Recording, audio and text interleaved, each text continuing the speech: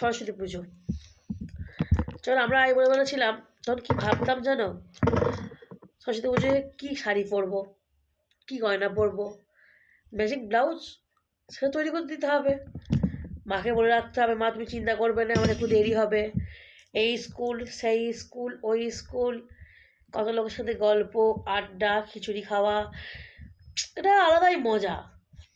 আর এখন বিয়ের পর এই যে গোড়া সিদ্ধ হবে, কড়াই ছাড়াচ্ছি, বাজারেও গেছিলাম, কত করে ডাটা কিলো, কি কি দিতে হবে কড়া সিদ্ধতে।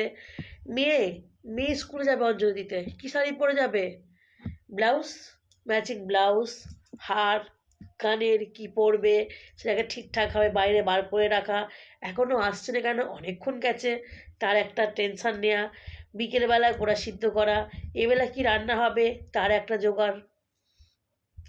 বিয়ের পর এইসব ভাবি, জীবনটা কতটা চেঞ্জ হয়ে যায় না। যাই হোক, সকলকে শুভ সরস্বতী পুজোর অনেক অনেক শুভেচ্ছা।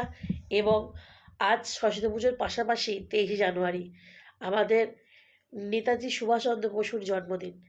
ওনাকে অনেক অনেক শ্রদ্ধা, অনেক অনেক প্রণাম। তোমরা সকলে খুব ভালো কাটিও আজকের দিনটা, খুব এনজয় করো, খুব সাবধানে করো, কেননা গাড়ি ঘোড়া দেখে শুনে রাস্তা পারাপার হবে। আর কিছু বলার নেই, ঘরের মেয়ে সুন্দর করে ঘরে ফিরে যেও, ঘরের ছেলেরা সুন্দরভাবে ঘরে ফিরে যেও, যে গোড়া সিদ্ধ খেয়েও। আমাদের গোটা রান্না হয়, আমি অবশ্যই তোমাদের দেখাবো গোটা সিদ্ধ কীভাবে হয়, অনেকের আছে আবার অনেকের নেই, তো অবশ্যই সমস্ত ভিডিওটা আমি দেখানোর চেষ্টা করব। ভালো থেকো।